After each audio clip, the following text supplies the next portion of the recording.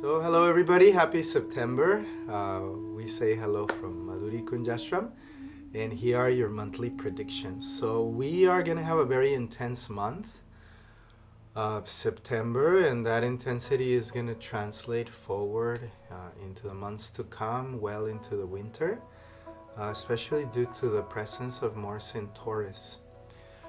This month is especially intense in that sense because Mars in Taurus is being lorded by Venus and Leo, and Mars is aspecting Leo on its special house transit. Remember, Mars in Vedic Astrology aspects 4, 7, and 8 houses away from himself. So it'll be aspecting Venus, really energizing it, and along with Venus the Sun is also going to be in Leo, so that combination gives a flair for construction and decoration and redecoration, and it also gives us the impulse to make our lives more aesthetic. However, that could lead us to a certain degree of conflict and over budgeting, not being too aware of how much things cost, just going with the excitement of the moment, and of course wanting something that is beyond our reach. Remember, when Mars is in Taurus, Mars tends to be a really stubborn planet, and when it's in Taurus, it wants what it wants, and it wants it now. So there may be ways that we're looking this way, that way, to manifest our dreams. Remember, when it comes to earth signs, everything's about manifestation. So, in that sense, it's going to be a really intense month. Later on in the month, what happens towards the second half, Venus and Sun are both going to move into Virgo, where Mercury is already exalted. So let's speak about the exaltation of Mercury.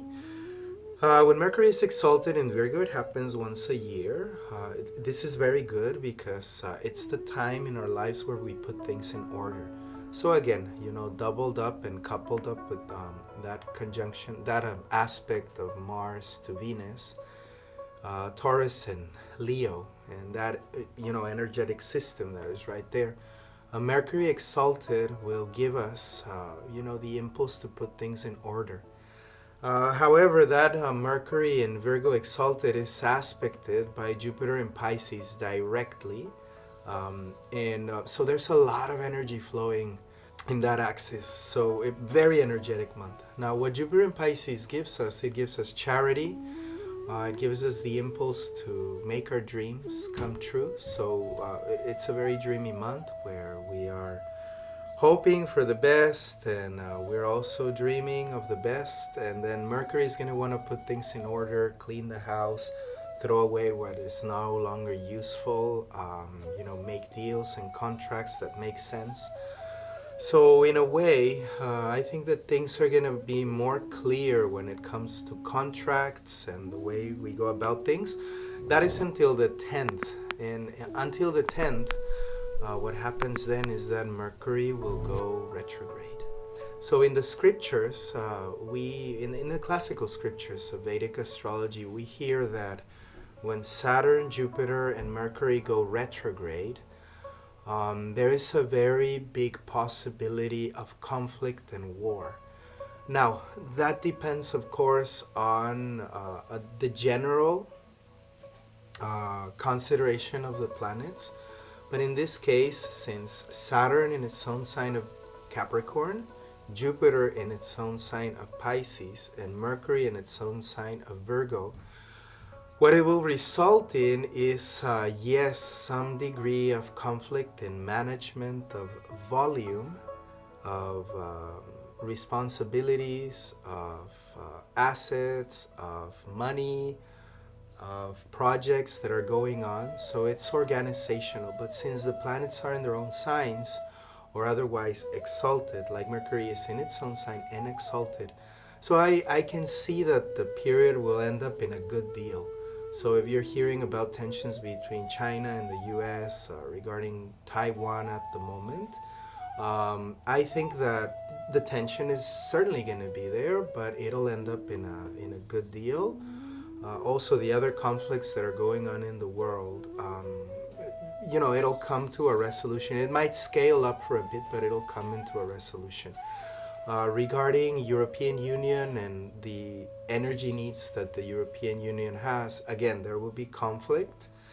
And of course, the wishful thinking and the ideal of going back into what is already had. But in the end of the day, I think the deal will be struck and everything will be, put into position. Perhaps new deals or new alleyways are going to be, working. So mostly the month is going to get intense towards the end because Venus falls in Virgo. And when Venus falls in Virgo, we tend to put our dynamic of pleasure and love for life more in the logical side. So Venus going into Virgo will be about, putting things into order. So it's a more economical month towards the end and a month of abundance in the beginning. So in the beginning you have a budget and you have a vision. So my main advice for you in this month is be careful not to go over budget in the scale of your dreams, and try to plan and sequence everything so that everything can get done over a time scale that is, of course, reasonable. For the people that have Sun, Moon in Taurus, it's going to be an intense period. For the people that have Sun, Moon, or Lagna in Aries, it's going to be an intense time. Because do remember that Mars in Taurus, now it's going to be there for 8 months. This is very unusual. In my lifetime, I've never seen it happen that Mars stays for such a long time in a sign. So it's going to be there until March of 2022 with a small advancement into Gemini. So Mars in Taurus is there to stay. So economical interests are in the spotlight. It's going to start. So economical interests, assets, if there's any inheritance, shared property between families, it's all going to be about the money and about having the power to execute over material possessions. So there's a sense of insecurity, but or finding security in material objects that are a sign of status. So, buying expensive shoes, expensive cars, expensive decorations for the house. Amplifying the comfort in the house. What else can we think of? Gems, gold, things like that, material assets. They're going to be in the spotlight.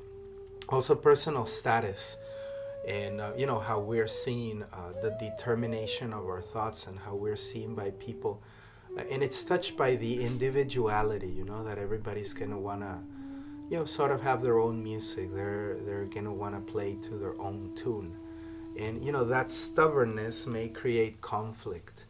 So when it comes to conflict, remember that the best way to solve conflict is come to the table, be willing to listen, be willing to speak nonviolently, and be willing to compromise. A compromise is, we come towards what the other party wants, and we see in what way we can let go of everything we want, but we can strike a good deal that is pleasant for both parties.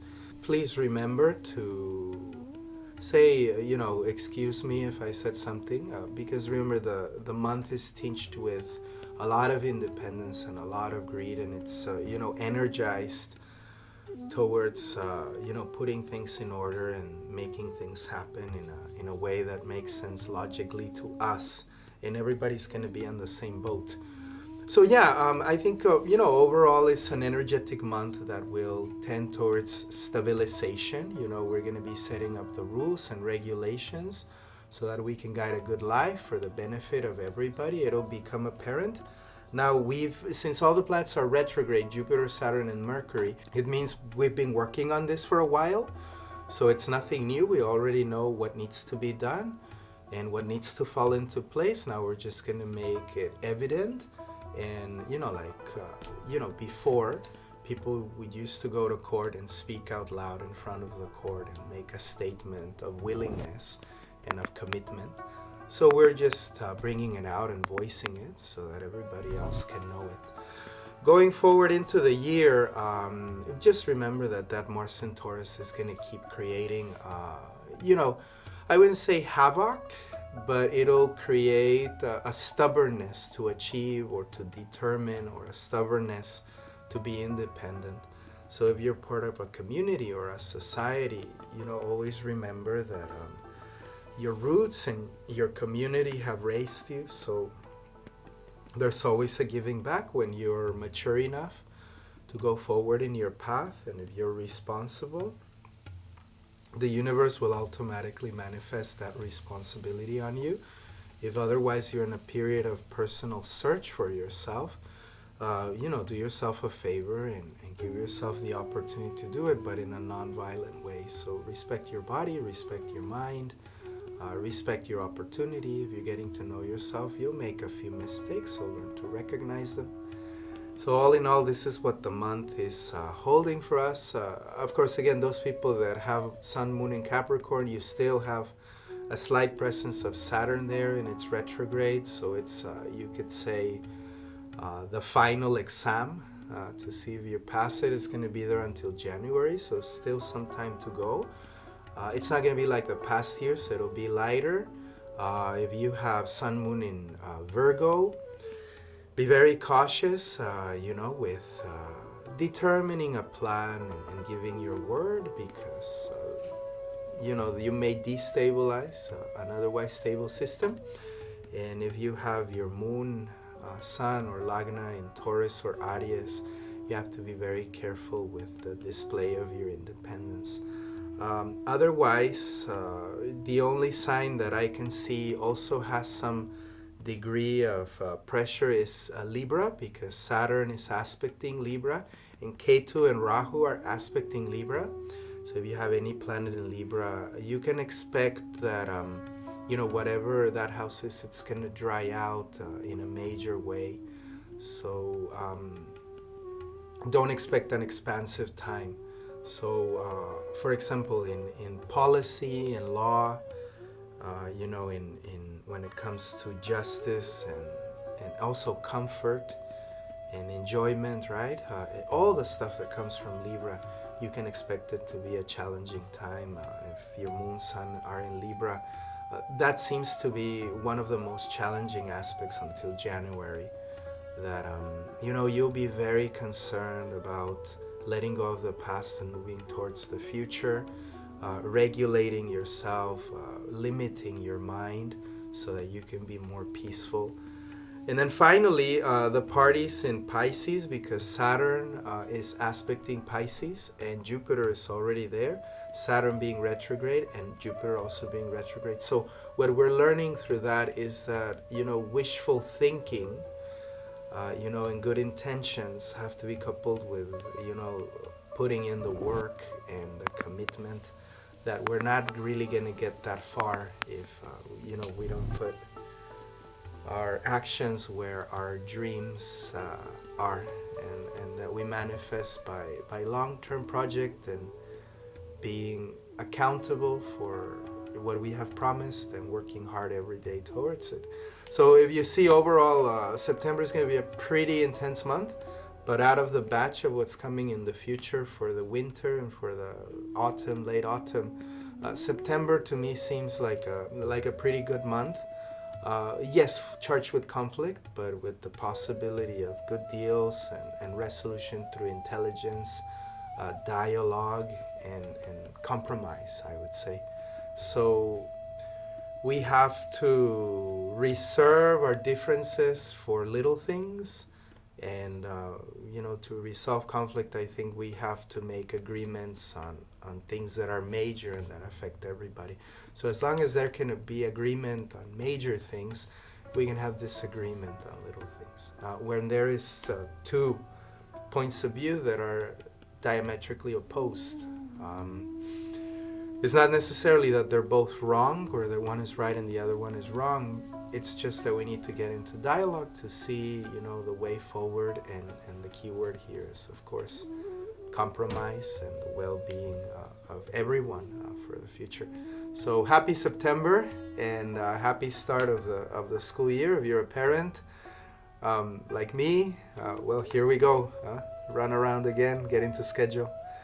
So please remember to enjoy your life. Don't freak out. Remember the power of peace, prayer, meditation, always with you. Love is the underlying force in the universe. So whatever you may hear in the news, try not to pay too much attention. Remember, they're also selling a product, and fear sells. So things are not as dramatic as they're presented to be. And remember that in your life you are responsible for your inner world. Your inner world, when that changes, when that balances, automatically those around you will feel a better opportunity to start doing the inner work as well. So the only way to peace is if we realize that peace is first inside. The only way to love is if we realize that love is first inside. And that don't matter the influences of the planetary weather, we can always go by and do good. So I wish you well. Have a nice month. Radhe Radhe.